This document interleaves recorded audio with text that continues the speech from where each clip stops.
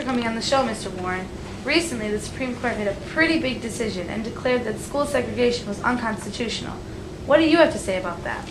Well, the decision was difficult, but the Constitution must be upheld or else it won't have any effect at all. Segregation in schools is unconstitutional because it deprives colored children. I really felt that it was important for me to lead the decision in this case and to make the right one. What kind of effect do you think this decision will have on the American people? I think that this ruling will play an important part in the lives and futures of many children and families, black and white alike.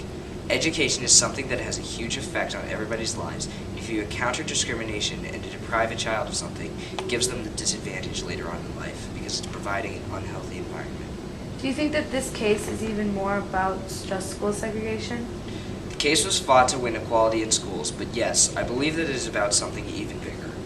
I don't know that abolishing segregation entirely will ever be possible, looking at the environment in the South currently, but I think that this is the first step in a direction that heads towards civil rights and equality. Thank you very much, Mr. Warren, for answering those questions for us.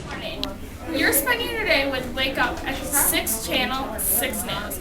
I'm here with Carly Williams, an African American that currently lives in Topeka, Kansas. Good morning, y'all. I'm happy to be here. We are going to ask her a few questions about her life after the Brown versus Board of Education case. And I want to ask you, what's your opinion on the overall result of the case? Overall, I am happy with the result of the case, though I do wish there is more that could have been done to help us African Americans to get a better education and attend even better schools. Though it didn't happen right away because people took their time to end segregation because they still believe that segregation should exist. Your thoughts are very interesting. But another question I have is, did the result of the case help you, an African American, be more equal in society? The results of the case didn't necessarily stop segregation as a whole because even though we were given a chance for a better education, it didn't stop the whites from thinking what they thought of us. They still called us bad names and did mean things to us, so in the school board area, yes, but on the streets, no.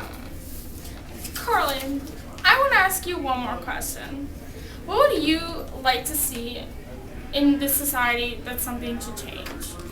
What I would like to see happen in the future is I would love to see segregation end and not have the white people look at us like we are some sort of animal just because we have dark colored skin. I don't want future African Americans to live in such a segregated world. Interesting. Pretty good. But I want to thank you, Carly Williams, for joining us today at Wake Up at 6 Channel 6 News. Thank you and have a great morning. Today we have Thurgood Marshall with us. He's a prosecuting lawyer in the Brown versus Board of Education case.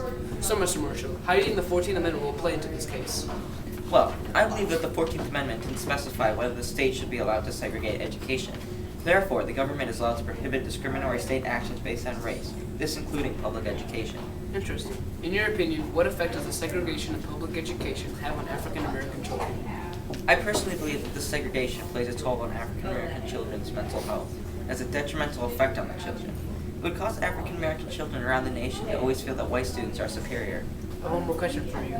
How do you feel about the Supreme Court decision in the Plessy versus Ferguson case? I feel the Supreme Court misinterpreted the Equal Protection Clause of the 14th Amendment, and that's equal but separate is not acceptable or right. Thank you so much for your time and input, Mr. Marshall. Hello, today we have Mr. James Lindsay Allman Jr. Thank you for joining us, Mr. Allman Jr. Thank you for having me. So, can you tell me a little bit about your background? I'm the lead defense lawyer for the Virginia Brown versus Board of Education case. I received my law degree from the University of Virginia, and I am a judge and legislator in Roanoke. Now tell me, why do you feel that school segregation is acceptable? First and foremost, you remember, just let's use the phone.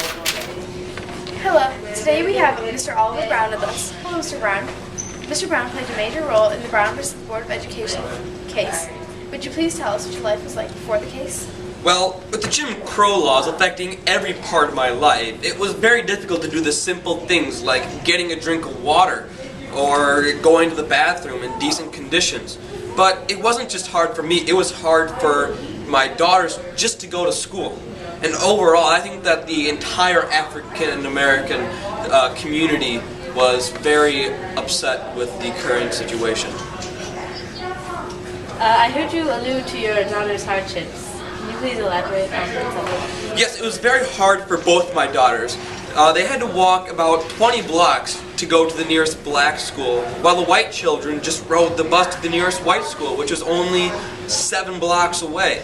The white schools also had superior conditions, including cafeterias, gymnasiums, materials, and better facilities overall. I understand that this case made its way all the way up to the Supreme Court. Could you explain how it got that far and the events leading up to it? Well, it wasn't just my case that made it to the Supreme Court. There were 4 other cases along with mine. They came from Delaware, the District of Columbia, Virginia, South Carolina, and mine from Kansas. And we all started out in our municipal courts, but we made our way up with the help from the NAACP. They helped with the increasingly frustrating legal work. And the Supreme Court was very interested in hearing our case. Okay, thank you for our interview. This concludes today's interview. This is my partner, Nancy. And not a Botros. Signing off.